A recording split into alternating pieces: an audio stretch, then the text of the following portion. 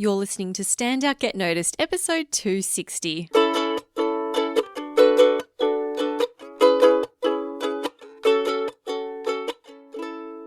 Hi there, Rockstar, and welcome back to Stand Out Get Noticed.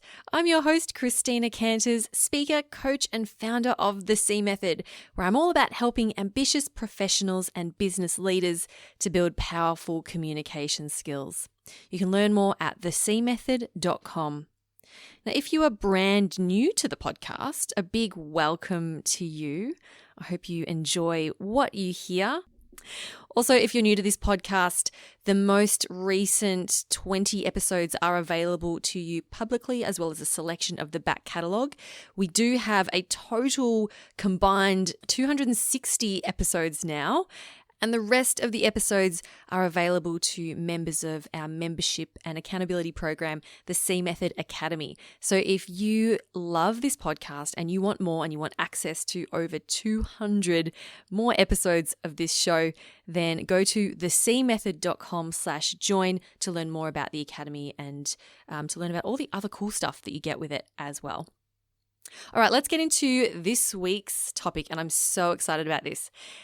I want to ask you, have you ever thought to yourself, I'm not an expert, or who am I to talk about this topic? Do you ever feel like you don't have anything interesting to share? Or do you worry that other people will think your ideas are stupid? I think we have all at some point doubted the knowledge, experiences, and the value that we offer at some point. I can't tell you how many times I've seen people hold themselves back from expressing themselves purely because they didn't think it was worth sharing. Well, if that sounds like you, all of that, I'm hoping, is about to change for you. Because this week on the podcast, we are on a mission to help you believe that you are fascinating and that you have interesting and valuable things to say.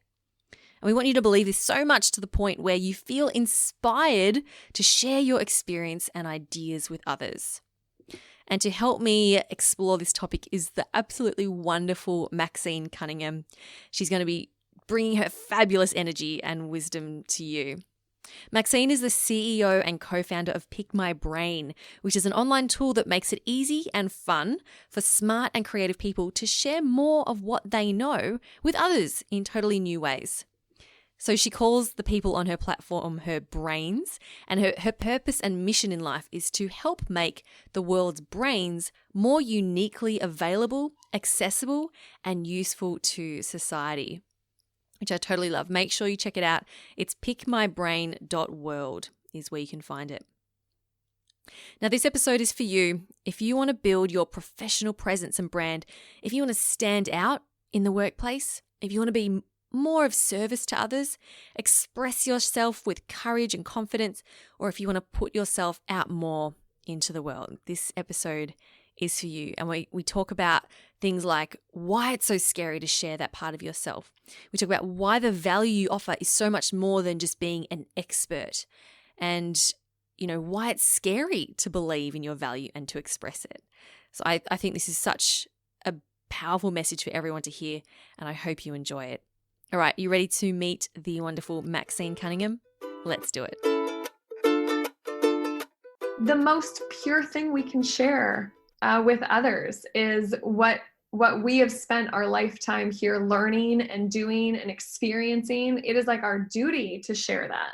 That's what makes us better and better understand each other and better work together. It just is so fundamental to living a big life on our own, and for also like connecting to a community and having all of us, share in our experiences so that we can collectively get better. So it's just the most important thing. And when we say share, because it'd be great to give some context to everyone listening. When we say, sharing yourself, parts of yourself, what do you mean by that?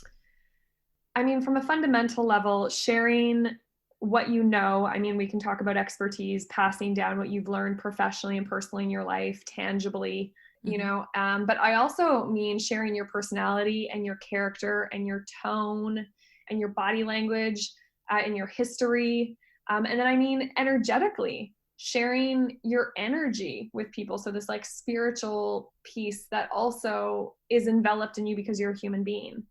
And I think when you can find a way to marry those three things, when you are sharing with someone, you've reached that nirvana point, and people, that's when you feel it, when you walk away and you felt someone share something with you. It's because they've hit kind of all those three things. Yeah. And it's amazing when you do have that connection with someone and you think, wow, that person really gave something of themselves to me. It's really, it can be life-changing. Yes. Maxine, I meet a lot of people, doing this, talking to people who want to start their own podcasts. And I work with a lot of people in corporate who want to build up their personal brands, whether it's on LinkedIn or they want to be known for their expertise. But so many people say to me, like when I say, oh, why don't you write a blog post or do this or do that to demonstrate what you know, they'll say, oh, but I don't offer a new perspective. I don't have anything useful to share. Why would anyone want to read what I have to write? Or say on a podcast, for example. Maxine, why do you think so many people freak out about this idea of, sharing their thoughts?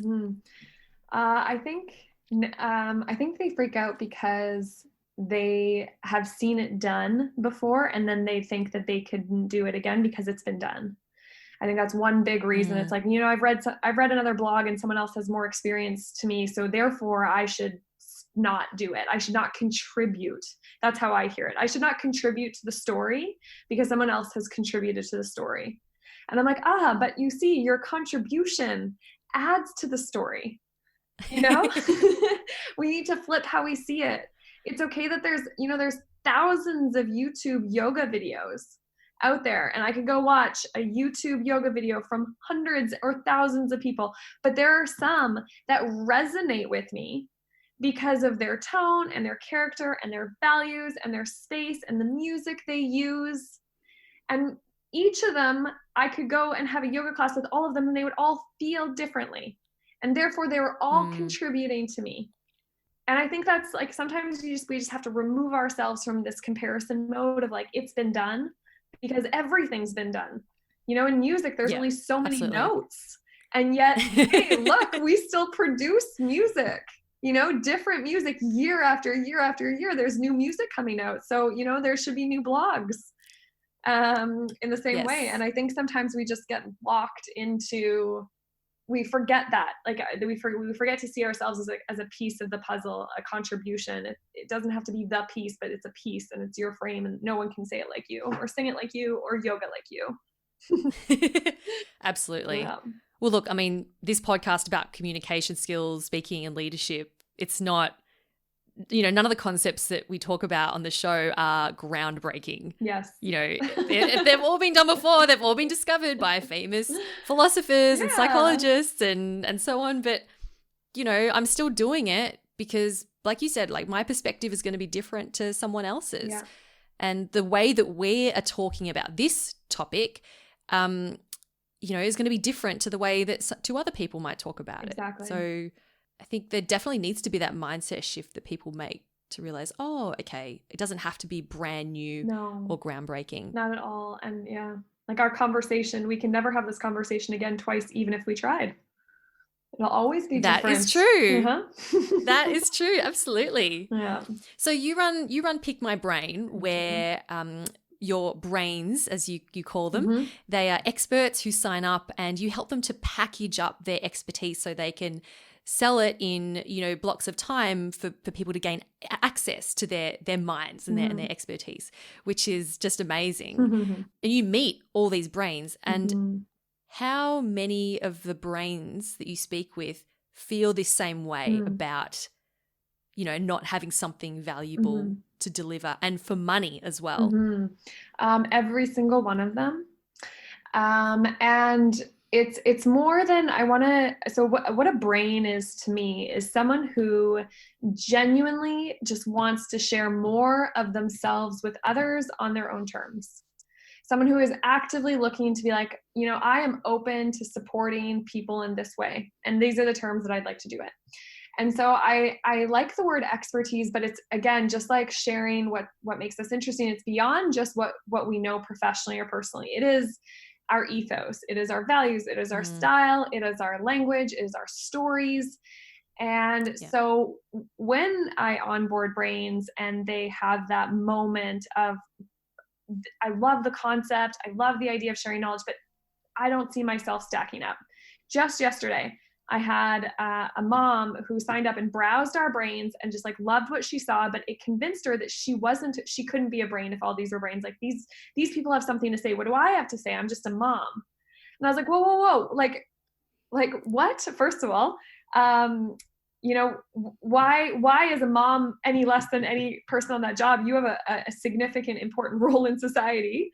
And you are one of those super moms. And if I was a new mom, I would really appreciate learning from someone like you because of how you mom. You don't say things that you should. I like that. The way that you raise your kids, I admire it. And if I want to talk to her, right? I'm about to become a mum. Yeah. So I want to learn from as many successful mums as possible. Exactly. And so I tried to flip it in her mind. I was like, listen, Cassie, I've got a business coach, right? Someone that helps me build my business because that's what I'm working on every day. Why couldn't there be a mom coach when someone checks in to help me make sure I'm a better mom? Or when I'm in those panic moments, she said, if I could help someone like have a shower cry, because she had, the times from 0 to 4 are very difficult. And what she wants to do is just provide comfort to mothers in those moments and to give them an outlet to just say the things that are on their mind. And it's okay not to love your kids sometimes, or hate them at points, but you need that outlet and support to know it's normal. And just saying it can feel grounding. And it wasn't until I introduced her to a group and just talked about what she wanted to do that other people piped up. It's like, listen, I'm thinking of having kids. I would love to ask you about your experiences. Oh my gosh, you had twins. Can I ask you about that? And it wasn't until I had other people, for her to express what she wanted to do and have validation that people would be interested in it before she started to believe it. Yeah. And then she started to believe it. And then she started to package it and get excited about it and bring other moms in. And now it's growing, and she's added this opportunity to her life to share something that she knows so well. So for her, it's nothing new because that's just what she's good at. She just gets momming. Yeah. I don't get momming. Yeah. I don't have that. And she just thinks it's normal because she has it. That's what we all do. We think our superpowers are just because it's so easy for us to do it. We think, well, why would someone ever, want to pay for it? But it's the thing is, it's not easy for everyone to do what you do. And we forget that. And sometimes we have to be reminded and zoom out for a minute and reframe 100%. it. Yeah. I love that story. Thank you for sharing that. I think that's brilliant. And I totally agree that the things that we naturally are good at, we tend to discount the most. Yes. Because we haven't really had to work at it. I mean, well, maybe we have had to work at it, but we've done it for so long that it's become second nature to us. One of my Academy members, I was giving her suggestions as to what she could write articles about because she wants to build up her personal brand on LinkedIn. Mm-hmm. And she said, I could write about the skills that you need in order to make big organizational decisions. I was like, oh, okay. She goes, but most of that's all common sense anyway. Mm. And I said, is it really? Because I don't know how to make big organizational decisions. I think, she goes, doesn't everyone know that? I'm like, no, they don't. No, yes. Let's revisit common sense. What is common sense? I don't know what's protocol in Japan. That's not common sense to me. Someone could teach me that, Exactly. Yeah, there's so many things to teach and there's so many things. Exactly. Yeah. No common sense. Maxine, have you ever felt this way? Have you ever felt like, who am I to be doing this and sharing this part of myself? Yeah, I think for a long time I did. I think it's scary to believe in your value. I think it takes a lot of courage to understand your value. And then a lot of courage to express to someone else that you are damn good at this. But once you break that chasm, once you're like, I am so good at this, then you kind of cross over And once you understand your value, I think you can distribute it more effectively. And so I think it's our duty to consistently check in and understand the value that we have in ourselves, and then to take it further, the value that we have when we're in certain situations and different groups. And it's always changing what your contribution can be depending on who's around you. But I think we all deserve to do the deeper work to continuously articulate and find and discover what makes us unique and valuable and interesting, because then we can share it and cross over to that chasm when we're like, damn, we're good. I have so many follow-up questions right now. Okay, one of them is you said earlier that it's scary to I think you said something like own your value, to admit that that's the value you offer. Why is that so scary? I think because from what I've noticed from having conversations with people about this topic is because it's seen as not a good quality to know how good you are. It can come across like you have an ego, or that you're pretentious, or that you know more than people in the room, and therefore that makes you bad. I think for women especially, we've been kind of trained to not express ourselves openly and to kind of fit in. And so I'm not sure. I think just society has not given us like enough outlets to be like, I am good at this. You should hire me for this. But I'm like, but what if everyone did that? Then we would know. So I think there's a bit of society, and I don't think there's how many classes do you get to go work on discovering what does make you so valuable? It's not something you learn in school, is it? You basically learn that, oh, I got an A in English, so I must be good at English. Yeah. Oh, I got a D in chemistry, so I must be bad at science. It's like those are not the only things that you can excel at in life. Yeah. You know, it's so flat. So many it's so flat. I'm like, can we deepen that? It's like vanilla and chocolate and strawberry in school, and there's layers in between that you can know that you're good at. Yeah. Like I have created an entire business out of being knowing a lot about podcasting. Yeah. Right. I never set out to become an expert in this area, but look what's happened purely as a result of me just saying to people, hey, I have a podcast and this is what happened to it. And then people started to say, hey, can you teach me how to podcast? And then of course at the time I had that same, imposter-esque syndrome going, why would you want to learn from me? Like, what can I teach you about podcasting? Yeah. But I had to own that, and go, well, if people are asking for it, then it must be, it must be okay. And that's a really good point, actually. Noticing what people ask you for. That's usually where I start with my brains. I'm like, what are your friends at? What are you the go-to for? What do people ask you for in those moments? And really think about that and go write that down. And then take a look at that list, because that means something.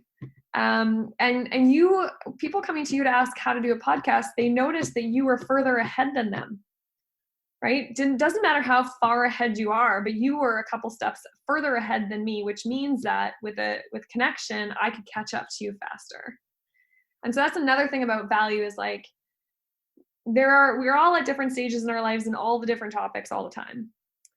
And just to remember that going through something in your life means that, you've gone through it and someone else hasn't. And so you have something that you could offer.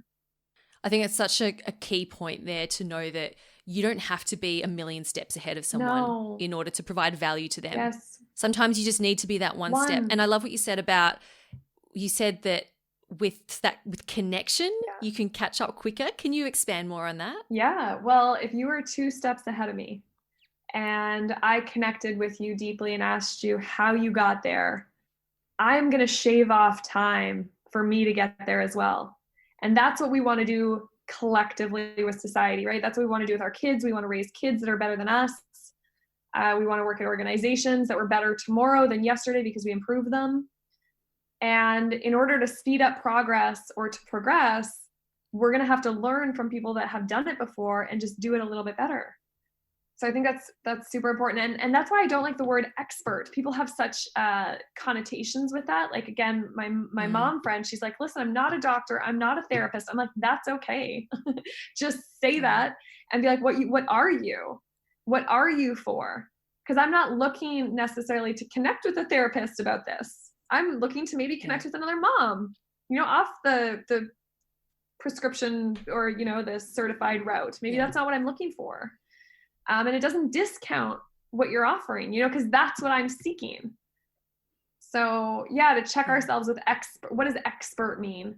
Like, to me, I'm just looking for people that are a little bit further ahead than me, or have a quality that I desire, or a skill, or some kind of value that they've learned about themselves that I just can feel. So I want to spend more time with them. They can all help me progress, Yeah, it's a beautiful thing. Absolutely. Yeah.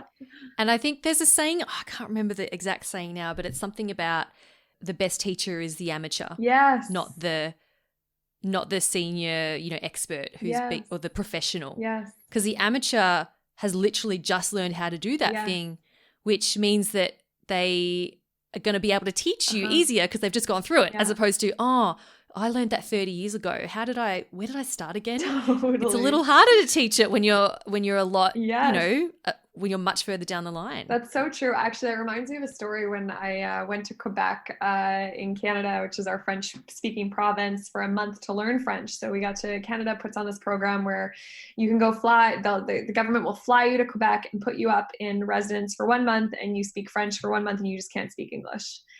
And I remember enjoying so much more talking to beginner French teachers than advanced French teachers, because I was so nervous with the advanced. I was like, I hate this so much. Like, it's so uncomfortable. But like, talking to someone that was a little bit ahead of me was like, okay, I can shed it and let you hear everything. Whereas the other one, I would kind of guard it. And now thinking back on that, I'm like, no, that's, sometimes you want your teacher to only be a little bit ahead so that you feel confident. Yeah, you can be a little more vulnerable. Yeah, so much with more someone vulnerable. who's just a little bit ahead of you. Yeah. So Maxine, you shared before that one of the first steps you do with your brains is to for them to notice what people are asking them about as like a clue as to what is something that they could share. What would be some of your other steps? If someone's feeling inspired by this episode, which I hope you all are, if someone's feeling inspired and going, yeah, maybe I do have, experience and things to share with people that could be valuable, but how, what are my steps? How do I get started with believing in myself or putting myself out there? Yeah, it's such a good question. So yeah, starting with noticing what people come to you for. What is your role in your life? To your friends, to your colleagues, to your spouse, to people outside. Like, what are people generally coming to you for? Second, like, what experiences have you gone through that other people around you have not gone through? I onboarded someone the other day, and he's traveled to 43 countries. He just got back from traveling from 40 to 43 countries. And he traveled to discover different sustainability policies in each of the countries. And I was like, that's all I need to know to have 100 follow-up questions. Yes. I was like, that's it. I was like, okay, there is so much value in that experience that you put yourself through, that if you just let me know you went through that, I now understand the value that you hold. So I told him right on his profile to put that experience on his profile, because that will drive questions and that will show off all the learning without you saying, I know all about this. And did he place value on that experience initially? Not in the profile sense, right? He didn't think that would be something that he should put on his Pick My Brain profile, because that's not something he would put on his LinkedIn. Right? LinkedIn doesn't ask us, or these traditional resumes, these ways that we show ourselves off, actually don't have space for us to be like, I climbed Everest or, sometimes it's like I'm part of the chess club and you have those extracurricular, but it's way at the bottom. And I'm like, it's not like I gave birth to twins. Yeah, exactly. Like, or like I got in a horrific car accident and learned how to walk again. Like, I understand that you have gone through something deep as a human being and mentally went through and had to go through that. Like, and already, like, I understand how much value you have because you've gone through that. So just like, taking a deep look at the experiences that you've gone through, and showcasing them, that naturally comes with hundreds like of people, of more inquiries, more chance for me to discover what I can do with you. And then I get them, call your friends, ask them. They know what makes you special. They know, because they'll just be like, this is what you do. And they'll be able to articulate it. When you hear it back, you're like, I do. That's cool. Thank you for sharing that with me. Because I think it's a constant discovery of what it is we are here to do. And hearing the perspective of others look at us is so, so helpful. So I always get them to do that exercise too. And usually by the time we get there, we're like, see, there's like a lot to work with here. Yeah. So you mentioned the LinkedIn profile. No. Is it okay to put some of those other experiences that are non-work related? Is that okay to put on our LinkedIn profile, do you think? More than it's like the thing you should it's your differentiator. Forget about the job. Yeah. I think the new age resume, I think the resume of today is a combination, of course, of your professional experiences, but how I hire people at Pick My Brain are through like finding someone fascinating because they've done something as well, and that we have something in common through a fascination of an outside, experience that they've had. So, and again, there's some companies that will say like, any Olympian, anyone that's gone to the Olympics, I'll hire them for any job because I know that they'll figure it out and that they'll do it. And because they went through that. The same thing, if someone's gone through a massive experience, I'm almost like, you can probably do any job if it's not like technical, like a doctor or tech. So no, I think 100%, I want to see what is interesting. I want to see those things so badly. So, yes. It'll absolutely make your profile stand out. Yes. Because the vast majority of people don't put anything like that on their profiles because they don't, as we've been talking, like people don't think that it's relevant or useful, but relevant. That's exactly what makes you stand out. Yeah. So I think the LinkedIn profile is a really good place to start. Look, Maxine, it's been so awesome having you on, and I really hope our listeners are feeling inspired and energized and ready to, even if you're not necessarily starting a blog or a podcast, but to be open about sharing your experiences and seeing the value that you bring and knowing that what you have to share is fascinating and it's helpful for people. Yeah. Can you tell us more about Pick My Brain and your mission? Because I know it's something you're really passionate about. So please share. It is. Yeah. So, so Pick My Brain is a tool that is starting to inspire people from all around the world to share themselves in totally new ways by packaging and pricing offers that they want to call in. So it's basically an opportunity to put yourself out there in a new way and say, listen, this is what I know a lot about, and this is what I want to invite in, and these are the types of people I want to help all on my own terms. So it's not really easy. We found a problem in the market that it's not easy to sell knowledge. It's much easier to sell a product. And when you do have a career, it can be challenging to find an outlet to do something on your own terms, to start a creative side gig. So the Pick My Brain profile just makes it really easy. It's like, listen, sign up, tell us a little bit about yourself, tell us what you do, tell us what you love to talk about, tell us what you're interested in, and let us know if you are open and available to being pinged for Pick My Brain calls, things like coffee and conversations, one-off sessions, mentoring, a mastermind. Let us know. And once you put that profile out there, my greatest life hack that I've learned is that when I make my invitations available online in a tool, they come in. And so we use Pick My Brain as a tool to do that. And our mission at Pick My Brain in helping people articulate what they want to call in is to make the world's brains more creatively available, accessible, and useful to society. And we imagine a world where it is as easy to book a conversation with someone as it is to buy a product online. So good. Yeah. And where can people connect with you, Maxine? People can connect with me by visiting Pick My Brain, which is www.pickmybrain.world. And you can browse the brains on our platform. And if you search up Maxine, you'll find my Pick My Brain profile. And if you are interested in thinking out loud with me, or again, grabbing a coffee and conversation, or thinking about new ways you could package and price and invite new opportunities into your life, you will see all the ways that you can do that on my profile. And I invite you to do that because that's what I'm calling in.